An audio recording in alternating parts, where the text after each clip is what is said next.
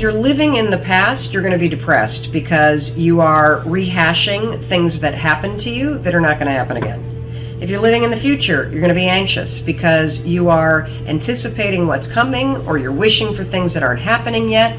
Being in the present is where the gold is. Being in the present moment is where you will have the greatest control, where you will feel the most at ease, and where happiness flourishes. There's a super tight connection between happiness and the ability to live in the present moment. A lot of people believe that happiness is tied to the things that happen to you. Not so at all. In fact, there is a professor of positive psychology. He's one of the grandfathers of the movement. He teaches at the University of Pennsylvania. His name is Martin Seligman, and he's studied happiness for decades. Now, one of the things that we've talked about a lot is that 40% of your happiness levels are preset by genetics. 60% you are in complete control of. And one of the things that this professor has discovered is that it doesn't matter what's happened to you. In fact, some of the people that have had the worst things happen to them, like people that have survived the Holocaust, are actually the happiest and most grateful people in the world. Happiness comes down to this right up here. It comes down to your thoughts, it comes down to your mindset, it comes down to your attitude, and you are 100% in control of what you're thinking. You may not be in control of how you feel in the moment, but you can always, always, always, always be in control of what you think. And that will change how you're feeling. One of the most powerful things that you can do in terms of think, and this gets back to Strick's question, is how do you be present? Being present is literally nothing more than the skill of having your thoughts be in this moment, not in the past, not in the future, but right here. The way that you teach yourself how to do that is that the moment that you catch yourself being distracted, the moment you catch yourself starting to worry, the moment you catch yourself drifting to the future or drifting to the past, that's a moment of tremendous power because you basically just woke up. You basically just noticed that you're not here in this particular moment. So use that wake-up call, 5, 4, 3, 2, 1, and ground yourself in this moment. The best way to ground yourself in the moment is to look for something in this particular moment that you can savor. Now, I'm using the word savor on purpose because it's the word that psychologists use to describe what happens when you find something in this moment right now, right here, right now, to focus on and to appreciate. It could be literally the questions. These are printed out questions from people on social media. And if I were to stop and look at these and savor them, what I would feel in this moment is a tremendous amount of gratitude because people are taking the time to write. And that makes me feel incredibly grateful. And it also makes me very happy because it means that the folks that are writing are taking control of their lives and seeking out the information that they need.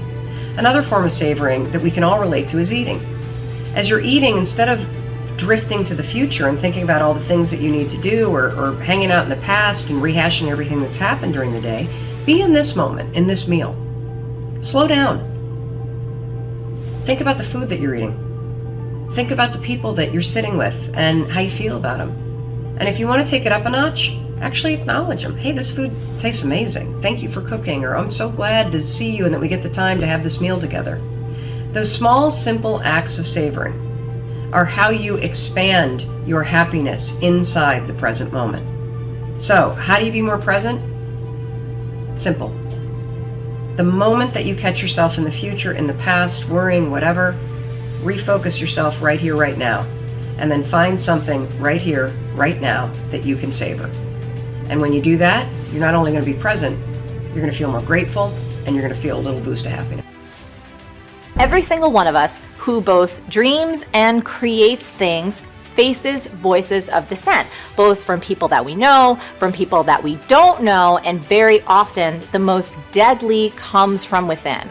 And if we don't take a thoughtful, conscious approach to taking on our unrealistic dreams, they just ain't gonna happen. But if you are up for the challenge, and I think you are, here are 5 steps that can help. Step number 1 is frame your dream. And here's what this means.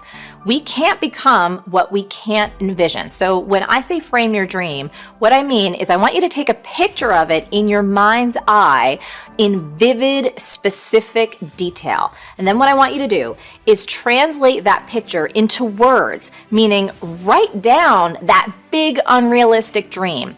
And I know that you may have heard about the power of writing things down before, but the truth is most people just don't do it, which is so crazy because the research is conclusive on this. There was a study done by Dr. Gail Matthews that shows that you are 42% more likely to achieve your goals if you write them down.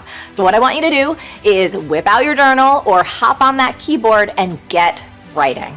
Step number 2 is filter opinions and fend off negativity. You've got to take responsibility for the energy that you allow in your life. I want you to fend off negativity as much as humanly possible. You know, we know so much more about the brain than we did just 20 years ago. Neuroscience has taught us incredible things, like that our brains are continuously shaped by our thoughts and our experiences. And you know this to be true. I mean, negativity is one of the most toxic forces on the planet. It's toxic for your brain, for your nervous system, and for your ability to stay motivated. So do me this favor, okay? Do not solicit or listen to the opinions of people who are notorious for just being Debbie Downers. The one mistake that I've seen people make consistently is they almost habitually talk to the exact person who is the most likely to shoot them down and make them feel like crap. So don't do that. And here's another key. I want you to always, always, always consider the source. Meaning, don't put a lot of stock into other people's opinions unless they're actually out there consistently taking risks and being brave and actually making things happen. I mean, if you think about it, let's say, I don't know, you wanted to climb Mount Everest.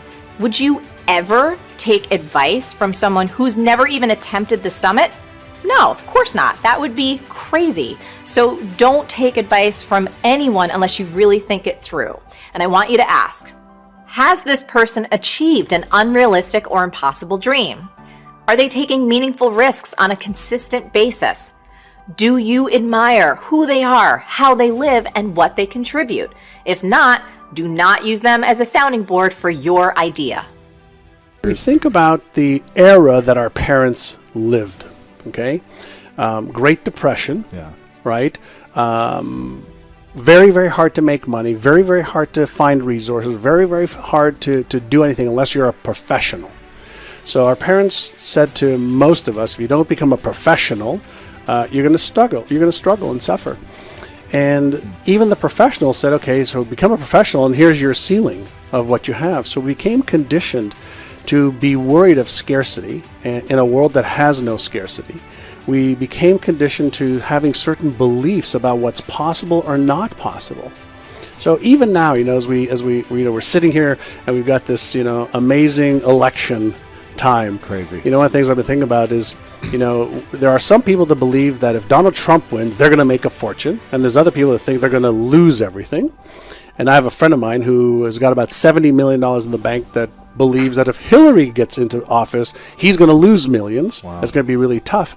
And what really is, you know, going on in people's heads? It's all of their references, their beliefs, and their perceptions that are locked away in the implicit part of their brain that is driving those thoughts and even the behaviors. They may not even be aware of it. They're not even aware of it, yeah. They can be, but they may not be. And so what we really have to go back to focus on is it really makes no difference who becomes president or who doesn't. If you have the belief that regardless of what happens in your external world, you can navigate towards the success that you want. That's a belief. And beliefs are the lens by which we actually see the world and by which we behave. And so if you want to change your results, don't focus on changing your behaviors, change your focus on the beliefs that drive your behaviors, right?